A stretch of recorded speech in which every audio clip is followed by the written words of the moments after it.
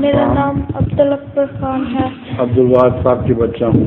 جی حضور، میرا سوال ہے، جب گناہگاروں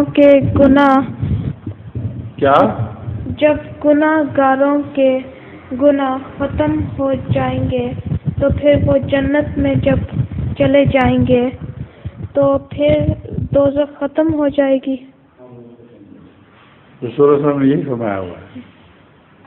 تمثیل ہے یہ، اصل میں اس کو ظاہر پہ معمول نہیں کرنا چاہیے. بہت سے حضرت صلی اللہ علیہ وآلہ وسلم کے اقوال ہیں جو تمثیلات کی شکل میں ہیں، اور اس کے مطابق رسول اللہ علیہ وسلم کی تمثیل یہ ہے، ایک وقت جہنم پہ ایسا آئے گا کہ اس کے جس طرح خالی عمارت کے دروازے کھٹکھٹا دے جاتے ہیں، اس طرح اس کے دروازے کھڑکیں گے آپس میں، جن کو کنڈی نہ لگائی گئی ہو. تو اب دیکھو جہنم میں تو دروازے کوئی نہیں ہیں اس قسم کے، تو لوگ سمجھتے نہیں یہ تمثیلات ہیں.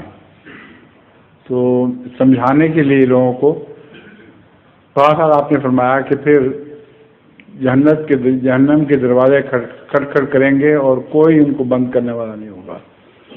اس وقت آخری آدمی جو ہے وہ اللہ تعالیٰ کے حضور عرض کرے گا کہ مجھے اجازت ہو تو میں جنت میں جھانک کے دیکھ لوں. تو اللہ تعالیٰ فرمائے گا جھانک لو.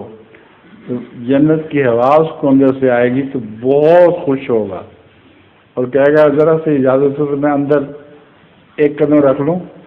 تو اللہ تعالیٰ پھر مسکرا کے، یعنی تمثیل ہے پھر بھی، خدا تو مسکرایا نہیں کرتا، کہ وہ فرمائے گا کہ آجا آپ جنت میں داخل ہو جاؤ.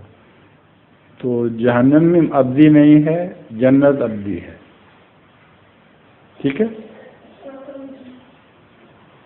ظہور مہدی آخر